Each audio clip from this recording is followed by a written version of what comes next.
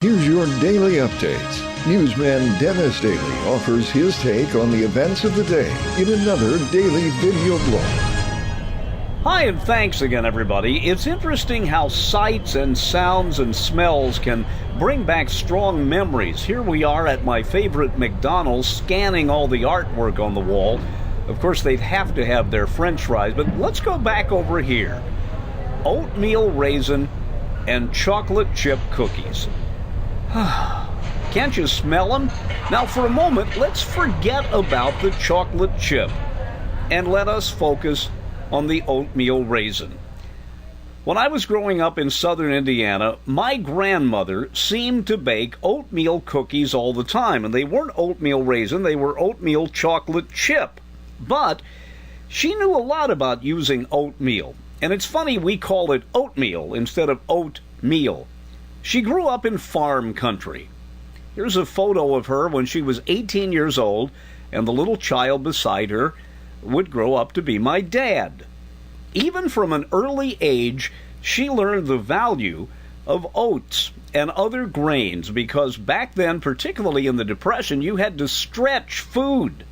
She one time told me she could take 3 pounds of hamburger and add 2 pounds of oatmeal and other things and make 5 pounds of ground beef that was acceptable.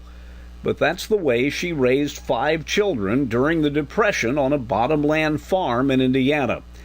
By the time I knew her, she was older and still a great cook. And as she continued to age, she continued to bake those great oatmeal cookies. And as I say, they were made with chocolate chips and not with raisins. And there's a Midwestern cookie company called Archway that comes as close to making my grandmother's recipe as anyone, although I'm not putting in a plug for them. But boy, how I remember reaching into my grandmother's cookie jar for one of her oatmeal chocolate chip cookies.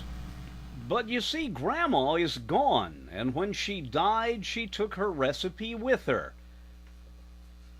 But she didn't take this. That's her old cookie jar, and how many millions of times I was caught with my hand in this jar. It's one of my most precious possessions.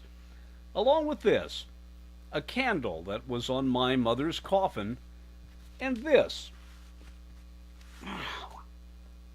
my dad's army hat.